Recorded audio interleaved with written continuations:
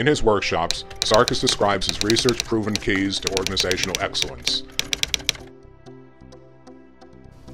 I've conducted workshops for senior managers when I've asked for a show of hands who would recommend their job to a close friend, and not one person raised their hand.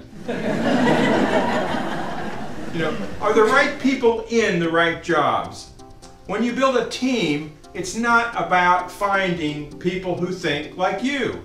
It's important that you hire people with different perspectives and building off one another's strengths. It's very effective to have hiring decisions made by multiple people rather than one person.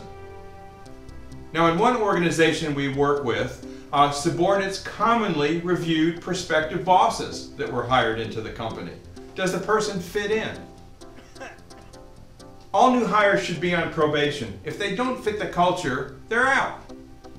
An important reason to focus on getting the right people is to control the high cost of turnover. I did a financial analysis for a global hospitality company where I calculated the direct financial cost of turnover, such as hiring people, the lost times of others to train them, investing actually in the training programs, and lower initial productivity as they got up to speed. We figured about 1 month's wages are lost for hourly personnel and 3 months' salary when senior management or management leaves for another position. This particular company had a 25% turnover in management and 115% in hourly workers. I calculated over $31 million a year was put into the cost of turnover, and it represented about 40 cents a share. The chairman's jaw dropped when he heard that. I frequently advise clients not to hire anyone. Don't have employees. Hire partners. All employees should have a significant portion of their compensation tied to the long-run financial health of the organization, kind of like golden handcuffs. Sarkis points out the importance of measuring stress levels of your employees. In his workshops, he describes easy-to-implement systems for managing stress at work. Now, we've all been exposed to stressful organization. People taking deep breaths, emphasis on formality, Mr. Sarkis. Driving to work in the morning with white knuckles on the steering wheel. I can't believe I'm going there. Now, building a fitness center is not going to help a sick organization. Like incompetent doctors, poor managers can actually make people sicker. Many bad managers are not victims of stress. They're carriers. Keep stress out of your life and give it to somebody else. Now, I was conducting a workshop with the plant managers in a wood products company where we were working. There were several hourly workers present and also several supervisors. The supervisors kept making the point, oh, the hourly workers are generally pretty happy and productive with the way things are going around there. One hourly worker listened to this and finally he got up and told a story about his wife secretly videotaping him the night before yelling at his son. He reviewed the tape and was shocked when he viewed himself on the video. He turned to the supervisors and suggested they should see themselves through their employees' eyes. It was so quiet you could hear a pin drop. We designed an anonymous feedback system for that company that measured stress and the supportiveness of supervisors, among other factors. Hank Sarkis details several of the exciting surprises that resulted in his studies of losses at organizations. Dr. J. Donald Millar, the former director of National Institute for Occupational Safety and Health, cited Sarkis' research into the causes of industrial losses and injuries. Now, a big surprise in our early research was the positive impact of having fun at work. Over a 20-year period, there's a significant relationship that we measured between low-loss organizations and a cheerful workplace. It turned out it was a key predictive factor. How many people say, thank goodness it's Monday? If your company was all volunteer, how many people would show up tomorrow? Now, it's management's responsibility to raise the excitement level of employees and channel this excitement into meeting the firm's strategic goals. For instance, one manager invited the local high school marching band into the plant to celebrate a good quarter. People were going, what on earth is all that noise? And in came the band. Once a month, pizza lunches were also served by executives to workers. Okay? The trick is you want to increase excitement at work. Get people motivated and excited, have a lot of fun, and then get out of the way and let them do their jobs. Oh yeah, expect a bunch of requests for transfers into your area of the company when people say, hey, how come they're doing X, Y, and Z and we can't do that? Okay? I'd like to talk a bit about trust and culture. These are key result areas for any organization.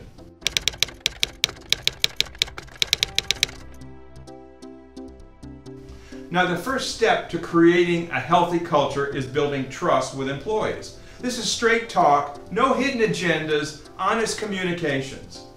Trust is like china, costly, rich, and rare. When broken, it can be mended, but the crack is always there.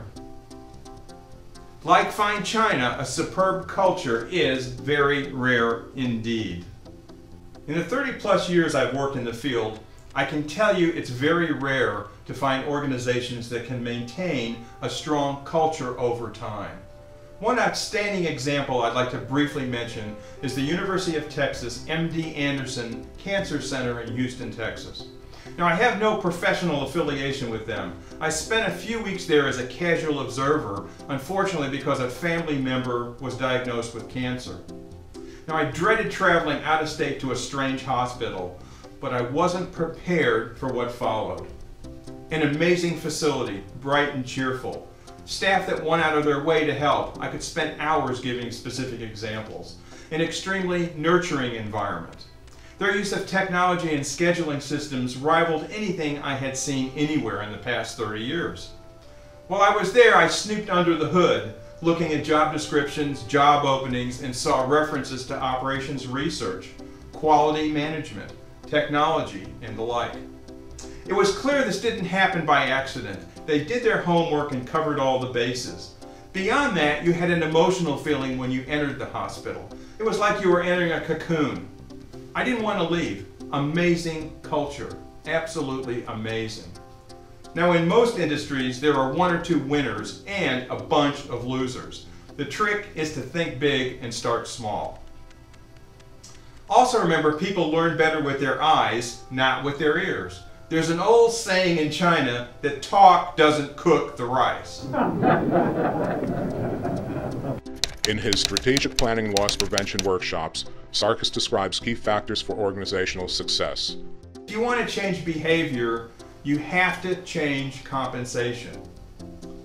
No one ever spent an entire sunny day washing and waxing a rental car. Ownership changes behavior. You need to make employees partners in planning and owners in the results. When employees become partners in an organization, trust and respect can displace an adversarial climate. Organizations need to separate the eagles from the turkeys. The eagles being the top 20% of employees in terms of performance, the turkeys are the bottom 20%. Management needs to publicly make performing eagles heroes. And also remember, if you pay peanuts, you get monkeys. Best employees work with their brains and their feet. Most overachievers have very fast feet. They can work anywhere. Dead wood never leaves. Now, with dead wood, you could offer them $10,000 if they quit your company, or I've got a better idea, offer them $20,000 if they go to work for a competitor.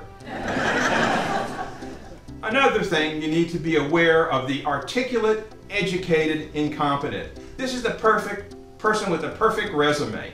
This type of employee can cause damage far in excess of his or her salary, as they convince people they know what they're doing, they have the background or whatever, but they frequently don't have a clue. Be careful. Now, you shouldn't have to fire an employee. The rules should be clear enough that they fire themselves. If you focus on goals and accomplishments over activity, it will be a positive benefit in the long run for your company. Now, many people are borderline activity junkies. In the end, the world will care what you've gotten done. I'd like to say a few words about training. You need to be aware of the great training robbery. For every hour in training, you must always ask, what are the results? You can have great stimulation with no change in behavior, performance, or work habits. Now, don't get me wrong, I'm not saying training isn't important, but to be effective, you must see measurable change. You also should start with daily massive doses of common sense. You don't need Peter Drucker, Deming, Duran, or managing for idiots. KISS, keep things simple. Don't burden employees with a lot of written procedures. Remember choice, give them choice in how they do their jobs. No one has ever found a way to hold a meeting accountable. Add the hourly wage of each participant in each meeting you have to determine what this meeting is actually costing. If there was travel involved, don't forget to add that also. What did the meeting cost? You have to stop having $5,000 meetings to solve $500 problems. Think of ROT, R-O-T, return on time. Remember, success takes more thinking, failure takes more time. The goal is to become more and more successful with less and less effort and surprise. Years ago, I worked on a project with Eastern Airlines in Miami. I remember executives telling me, "Hank, we'd like to do that, but there just isn't enough time in the day." I'm convinced that if Eastern executives could have packed 35 hours into each day, they just would have gone out of business sooner. Hank Sarkis, president of the Reliability Group, conducts workshops and lectures on the subjects of tactical and strategic planning, organizational development, and loss prevention. Please contact him to schedule a workshop or strategy review with your management team. He would be happy to speak with you to discuss your needs.